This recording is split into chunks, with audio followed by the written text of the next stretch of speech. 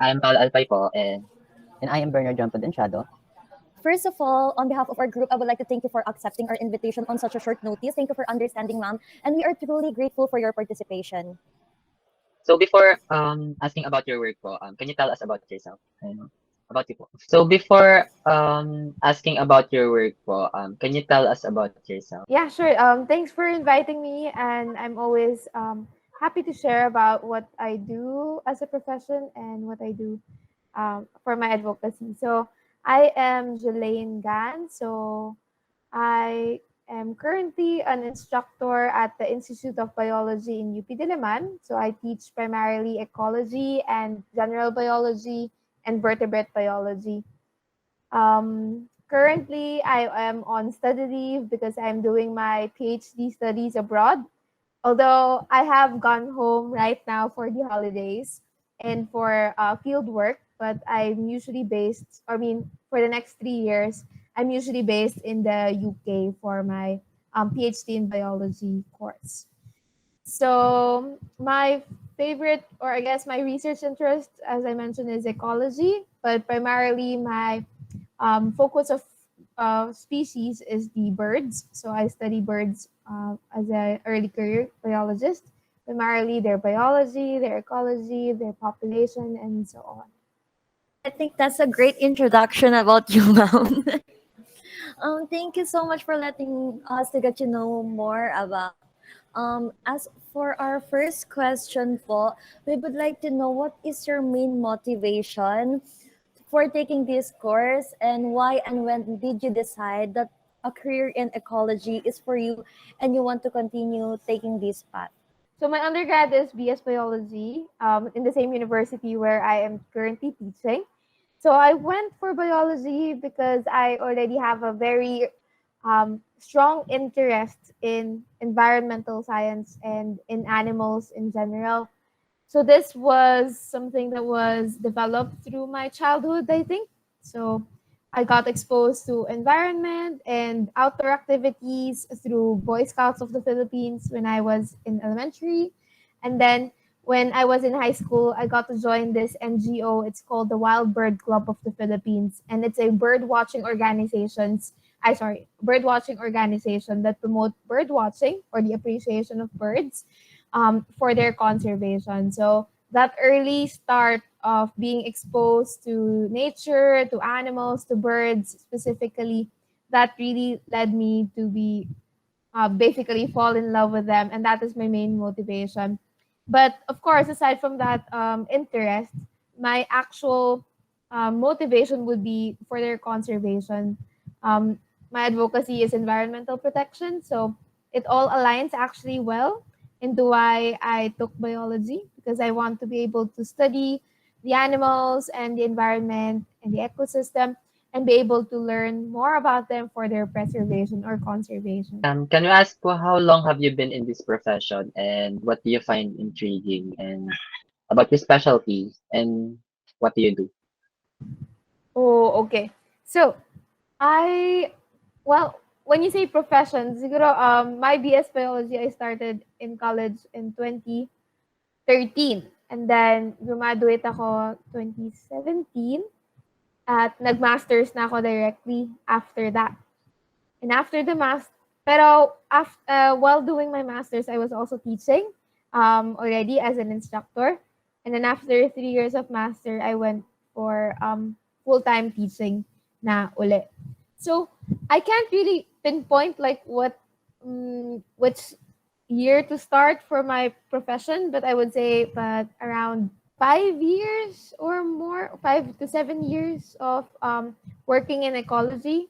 Kasi for my undergrad, I also studied the migration patterns of a migratory raptor. So I believe that will be like the start of my career as an ecologist. About your grad school experience naman po.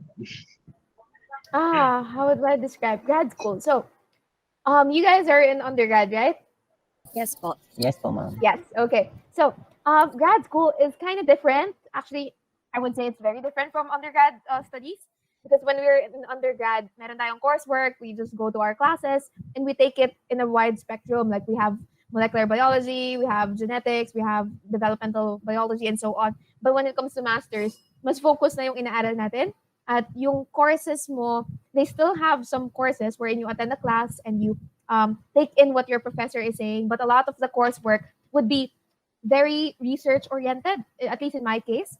Like there's a lot of reading of journals and then summarizing them and making a synthesis report, making a presentation out of it. So it's not like this is the whole thing that you have to learn and then shove it to you through lectures or through readings. But here you're given the chance to explore your own research interests. I mean, still relevant to genetics, for example, but the spin or the aspect of genetics that is related to your interest. So for me, like for example, for my genetics master's course, I look at the population biology of an eagle. So it's very flexible in terms of what you want to research on and what to study on. And you also get a lot of electives, I mean. And you get to choose kung anong class or anong modules yung gusto mong kunin to enhance your grad school experience. So I will say that grad school is really nice because it gives you flexibility, gives you freedom to choose your own research interest, and it really is a character building thing because since hindi na siya parang exam based na aaralin mo tapos i-identify mo yung sagot dun sa tanong, here it's more of like doing essays, doing your own research, planning it, and yeah, it's very skills oriented as well. But it's all fun. May high, may low, but it's in general fun. Ma'am, what did you like the most, the undergrad or the one that you're taking right now ba? Oh, in terms of social life, in terms of social life, syempre undergrad. Undergrad is the time that you explore and learn, join organizations and such. But for grad school, it's more of building your career. Because after undergrad, may idea ka na of what you want to do. Hopefully, magkaroon kayo ng idea of what you want to do. And sa grad school, doon na enhance or doon mo na build yung skill set and your CV and your connections and networks for you to be able to achieve that goal or for that career. So it's hard. So academically or at least learning wise, grad school is nicer for me. I like the flexibility of it. But in terms of like getting a social life and wider understanding of the field, then it's undergrad or BS experience. Ma'am, so about your publication entitled First Description of the Breeding Biology of the North Philippine Hawk-Eagle, or Nisaetus philippensis, it actually sparked our interest and we would love to know and learn more about it. So please give us a brief introduction about the study and your general findings that can help other researchers doing similar studies, given that your chosen topic has only a few published works. Okay, so that is the product of my master's thesis. So that is born out of my master's degree. So for this study, as you mentioned in the title, it's the first description because this is the only time that we were able to document and record and do observations on a breeding pair of Philippine Hawk-Eagle. Actually, the new name is the North Philippine Hawk-Eagle, and this Hawk-Eagle is an endemic species. It can only be found in Luzon and in Mindoro and nowhere else in the world. So it's a very special bird, I must say. And you've mentioned also it has few published work because one, there are very few ecologists and bird people around in the Philippines to study them. So it's not just the species that is lacking knowledge about their ecology, but also a lot of other birds, a lot of other wildlife here in our country. So there, general findings. So this one is more of a natural history paper describing the parental care given by the parents to the growing chick. So here we saw that it's actually kind of like a human parent, including the stereotypes. Wherein the female, yung kanilang nanay, she's the one who's usually staying at home or at the nest and doing the feeding. Siya yung nagsusubo ng pagkain at naghihimay nito para ipakain dun sa baby na eagle. Meanwhile, si tatay dahil sa madami natin pagkain. So he is the hunter of and food provider of the family. He would only come in the nest when it's time to get the food or sometimes to take breaks and to take care also, to take some short shift para makaalis din yung parent na female. And what else? Main finding as well is that they only have one chick every year, at least in my observation. So we can say that their reproductive cycle is very slow. And that doesn't bode well for their population because in the wild, there are only around 400 pairs remaining. So they are classified already as an endangered species. And This study hopefully gives us more insight about their requirements in terms of ecology, like what kind of nesting tree, what kind of prey do they eat, and how long do the reproductive cycle and when do they happen. That sort of stuff can help promote or can help inform conservation guidelines. So while conducting your research po, ma'am, are there any challenges or difficulties that you have encountered po? Of course, there's always a challenge. Even doing your thesis is a whole challenge by itself. But in my case, since I'm a ecologist and I basically go out, so I don't go in the laboratory and stay there doing experiments. I actually don't do any of that lab gown wearing coat. I mean, what lab gown wearing activities. But rather, I spend most of my time and most of my research time outside in the forest, for example, and doing observations of my species in the wild. So that presents a lot of challenges. One, for example, is the weather. So rain or shine, you're out in the field, and of course, if it's raining, your species may not appear and may not cooperate. So that's also posing a problem. You're also exposed to the elements like your insect bites, or you also have to think about logistics like taking permits of the LGU, thinking about security, funding as well, because conducting field work is not cheap. You have to feed people because you're going to get local guides with you. So those are some of the challenges that I've encountered, which is also encountered by other people who does field work. And to start off, the main hindrance for any ecological research, I must say, would be funding, because not a lot of funding agency and not a lot of people with money would like to invest in such studies. Like, for example, why would they invest in the description of the breeding biology? For them, there's no product at the end. There's no direct implications or direct way to gain advantage from this research. But these are some of the things that we really need to invest on, because this allows us to have to be able to answer bigger questions.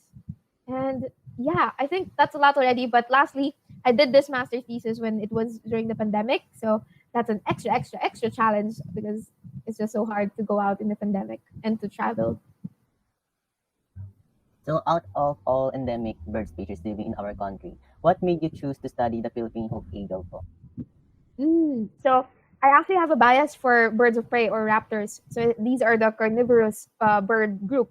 So nandito yung mga eagles, owls, buzzards, kites. And since my undergrad, I've really been I've been really interested in raptors, and I studied raptors for my undergrad as well. So when I went for my master's, I decided on the species because one, it's a raptor and raptors are amazing. Two, because there was an opportunity to study them. There was a known breeding pair living in a certain area, and that presents us an opportunity to study closely their biology. And there's also the fact that they're endangered, so they really require research attention. And most of the funding agency actually have a bias towards funding research that is involving endangered species. So that was also a consideration, because they won't fund non-endangered species. Thank you for that, ma'am. So, other than Philippine Hawk-Eagle, is there any endemic bird species you want to study after po? Oh, there's so many. I cannot name them all. As in, I love what I do, so I can study Philippine eagle. I can study any birds actually. So there's no specific one, but I just want to do more research on our Philippine biodiversity in general. The fact is, there's just so few people doing it, so there's a lot of questions to answer, and you won't like run out of questions. There's just more and more questions and more things to discover about our own biodiversity. Mom, out of all the birds there, what do you think is the most interesting one? Of the birds in the Philippines, you Yes, mean? ma'am. Like in general? Oh, you guys are asking the hardest questions. Oh, so if I were to choose one species that I really want to study, Or at least, ma'am, family um, po. family, well, raptors. Accipitridae, yun yung family ng mga raptors. So for sure, raptors is um my main research interest.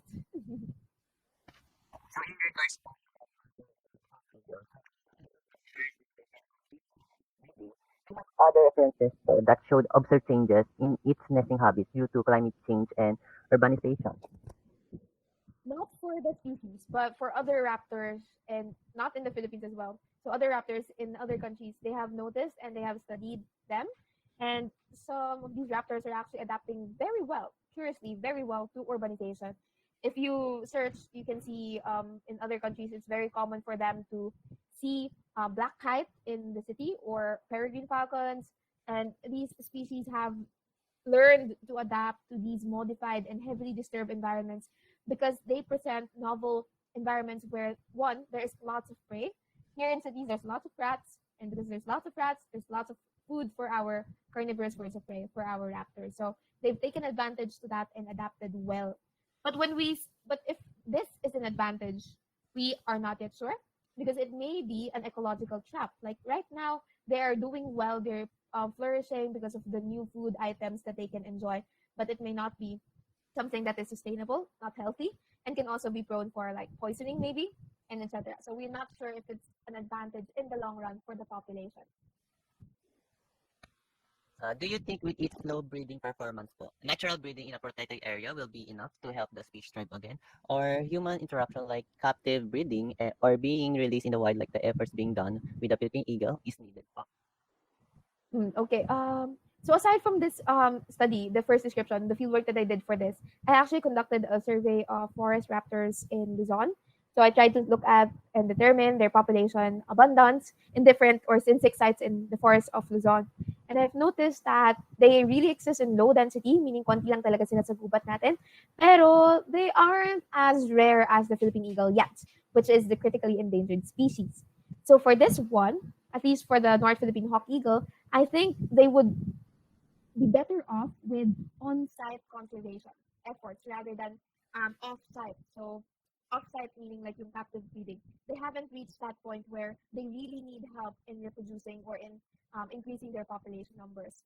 And between the two, the in situ and ex situ kind of conservation, it's always preferred to have in situ conservation. Like, for example, with the Philippine Eagle program, they have been very, very successful in captive breeding to the point that they can produce more Philippine eagles than our own habitat can handle.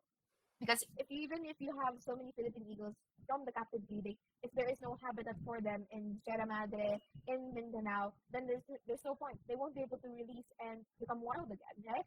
So for the Philippine Hawk-Eagle, the priority conservation effort would probably be with habitat management, meaning we need to reforest and we ensure that they have their um, substantial habitats, and also to prevent threats like hunting and wildlife trade.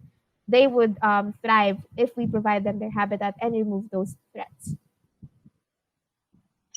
Hi, ma'am. Can we ask for like brief explanation about the NC2 and EC2 na what So you kapag mentioned? sinabi mong ex-situ, meaning outside conservation effort, so meaning you take your species out of its own habitat, out of the wild, and conduct efforts. And papasok dito yung captive breeding kasi tinatanggal mo sila from their own natural habitat, and then dun mo sila kino-conserve. I mean, gumagawa ka ng ways to conserve them. Kapag naman sinabi natin in situ, meaning on-site, yun yung pagkakaroon ng habitat management or pag-prevent ng mga threats. So, dito papasok yung mga reforestation, anti-hunting campaigns, anti-poaching campaigns, and so on. So, yun yung difference between ex situ and in situ conservation. So you mentioned po like it is endangered, yung North Philippine Hawk-Eagle. So in terms of spreading awareness, how would you like to, or what would you share to the public and to us po to help improving the species condition? So, for this hawk eagle, it's a forest specialist, meaning gusto niya ng mga gubat na mga lugar, and it's the main threat. The loss of habitat is the main threat for the species. So, if I were to spread awareness about the species for its conservation, I would really encourage everyone to promote reforestation initiatives, but doing it in a correct manner, meaning hindi yung magtatanim lang tayo ng kahit anong species, but we need to plant native trees. And if we do have tree planting activities, we must ensure that there will be nurturing efforts afterwards, after the actual planting. Kasi ang dami ng ating reforestation activities natatapos lamang sa planting, at minsan tinatanim pa natin ay yung maling species. So they are really not helping at all. So we must ensure that we're doing reforestation in the correct manner. And as well, for the general public, it would be important to let more people know that taking care of wildlife or keeping them as pets, trading them, selling them, for example, they're actually illegal. And this is not only for the endangered species. All wildlife in the Philippines is protected under RA 9147, and they're not meant to be kept as pets. There's only few species that are able to be kept as pets, and usually they require permits. So please do not promote and please do not be part of the wildlife trade because they're actually really affecting the species in the wild. So say no to pets, say no to eagles as pets or any other exotic animals in the that came from the wild. May share lang po kami, ma'am. Like, we have a recent fieldwork po pala Yeah. sa Quezon po. Pero Oh, it's not, nice. and it's not, ano po, like, we saw bird species po, and pero we haven't, like, get get close to them po. Kasi, like, nakaano po sila, nasa mga tree branches po sila. Ah, yeah. Yeah, so mahirap talaga silang lapitan. So to study them or to observe them, you would need binoculars. Actually, hindi ako prepared, pero for some reason, nandito to sa gilid ko. So you need binoculars, and this will help you to see them and observe them from a distance, from a safe distance. So this is also this is primarily the main investment for conducting any bird research. You need a pair of binoculars. Ma'am, I have a question po. What is the most preferred way po to document a bird po from distance po? So may mga methods like point count surveys and line transect surveys. So the usual one is the point count, wherein you stay on one spot. So you designate randomly your survey locations. So if, for example, this is a spot where I'm gonna conduct my bird survey, and what I do, I stay there in a quiet manner para hindi sila ma-disturb and wait for 10 minutes. And within that 10 minutes, I record all the birds that is seen using my binoculars for confirmation and heard. So may bird calls rin na training dapat na parang if you hear this call, you know it's this bird, for example, and record that down so that represent all the birds that can be found in that point or in that area. And you can also note down abundance. And after getting several points or several surveys, you can actually relate it to environmental variables if that's your question. Let's say, for example, if you want to say compare um, urban habitats to rural habitats and see whether they have the same birds or different bird community, then you conduct several point counts in urban habitat, several point counts in your rural habitat, and then using statistics, you can compare them like t-tests to see whether there's significant difference between bird abundance or bird richness or bird diversity and so forth. So that's just a basic question that you can ask. Thank you po, ma'am. Are there any additional questions about this question? None na. Okay, thank you, ma'am. That was very insightful and encouraging to hear. But before we go and our meaningful interview for today, we would like to ask, what are your plans for the future? As you said earlier, you're taking PhD po. What advice can you give to us students that are currently taking environmental biology or other similar programs po? Cool. Okay, so currently, PhD muna ang goal natin. Ang goal ko muna.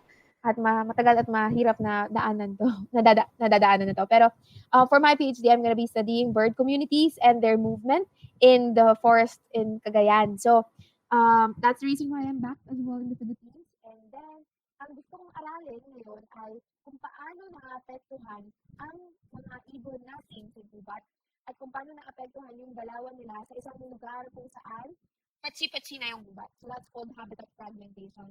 So because of human activities, imagine one whole patch of forest, minsan nahati na siya into two smaller patches, or minsan mas marami pa, kaya nagiging patsi-patsi yung gubat natin. At for birds, for example, I want to know how they're going to be affected by that kind of disturbance.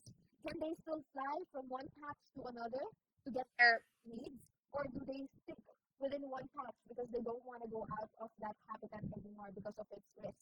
So those are some of the questions that I'm going to be asking in my current research. And yeah, it's just exciting. And I guess the advice that I can give to you guys is if you are really interested in environmental science and you do have a passion for it, go and pursue it. Whatever you do in life, always ask yourself the question, is this what I want? Is this what makes you happy? Because for me, working in this field is just really fulfilling and it aligns well with my personal goals and also my advocacy. So I really find great joy in doing this career. So if for you guys, try to find something that you're very passionate about and use that or build your career around it. And it will be a very nice road meant for you to take and opportunities will just come. Although they won't come all the time.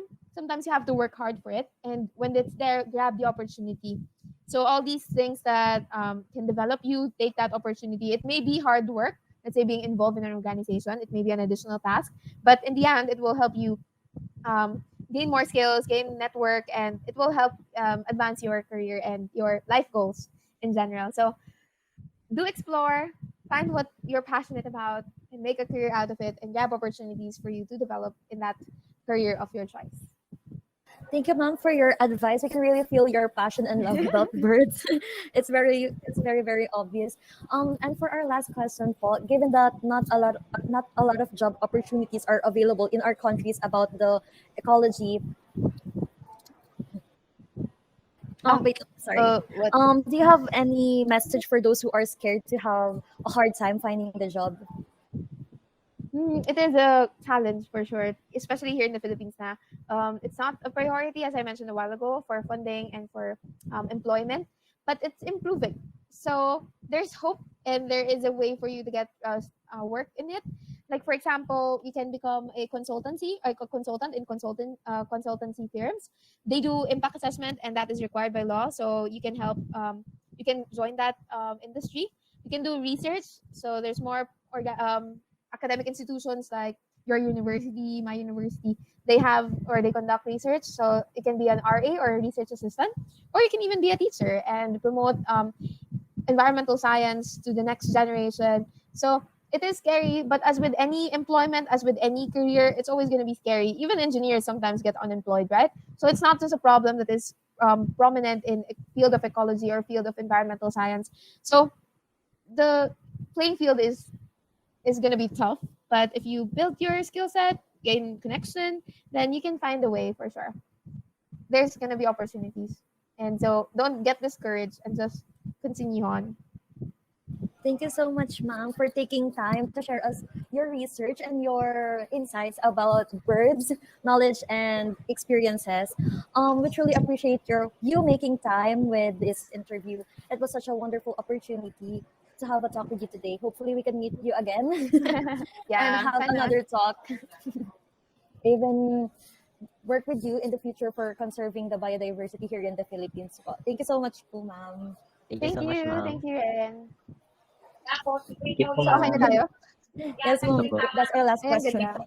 Okay. Salamat. Thank you po. Bye-bye.